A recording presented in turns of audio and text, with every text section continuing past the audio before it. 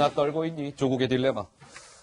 자, 이제 검찰의 압수수색도 진행이 됐고요. 청와대를 향한 유재수 감찰 무마건에 대한 압수수색이었죠. 자, 조국 전 장관이 김민지 기자 딜레마에 빠져 있다고요?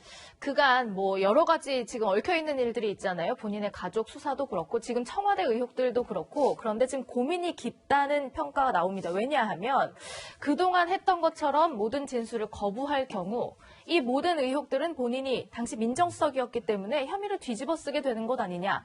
만약에 적극적으로 진술을 한다면 정권에 부담이 될 가능성이 있으니까 이 두 개를 놓고 지금 딜레마에 빠졌다라는 얘기가 나오는 겁니다. 예. 그런데 이제 굉장히 이제 그 조국 전 장관 입장에서는 이제 조만간 또 검찰에 소환이 돼서 검찰 소환 조사를 받게 될 텐데요.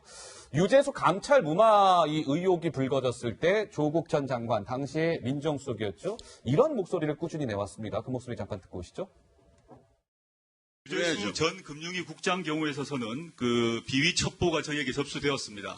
첩보를 조사를 한 결과 비위 첩보 자체에 대해서는 근거가 약하다고 보았습니다.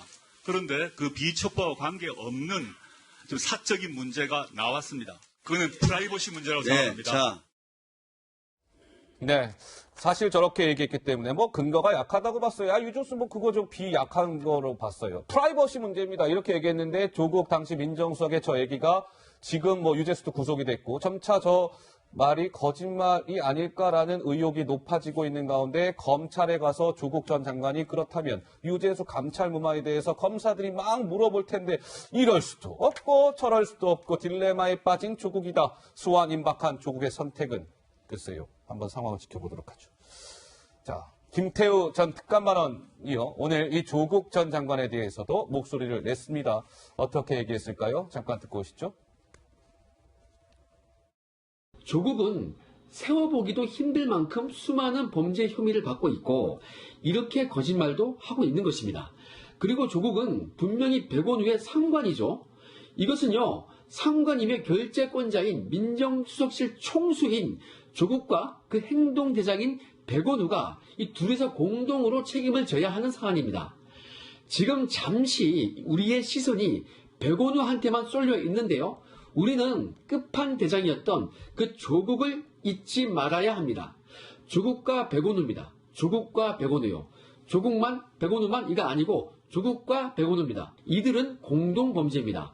조국과 백원우는요, 공범인 것입니다. 조국과 백원우는 공범인 것입니다. 이게 별도가 아니에요. 각각이 아닙니다. 뭐 이런 취지의 오늘 김태우 전 특감반원의 얘기.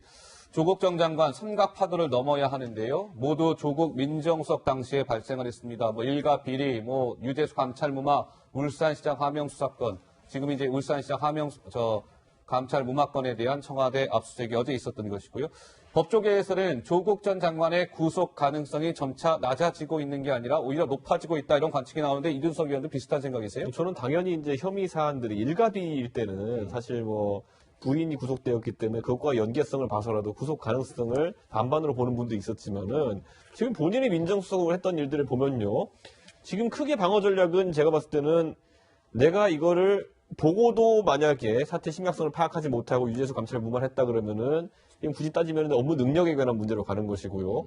알고도 심각성을 알고도 했으면 도덕성의 문제로 가는 것이거든요. 아하. 그 어딘가 지금 이제 돌리고 있다는 생각이 들고 지난번에 유재수 감찰 무마건에 대해 가지고 제가 지난번에도 언급했지만 3명이 있는 회에서 결정했다. 3인회의. 이건 제가 계속 얘기하지만은 이태원 살인 사건식으로 이제 돌리게 하는 겁니다. 보면은 사람은 죽었는데 둘 중에 한 사람이 죽인 건지 누가 죽인 건 모른다. 이런 상태로 가는 것이거든요. 저는 이거 모두 다 시간 끌기인데 이게 시간 끌기의 결국 이유는 뭐냐면은 뭡니까? 문재인 정부에서 사실 이렇게 되면 조국 장관에 대해서 부담감을 느낍니다.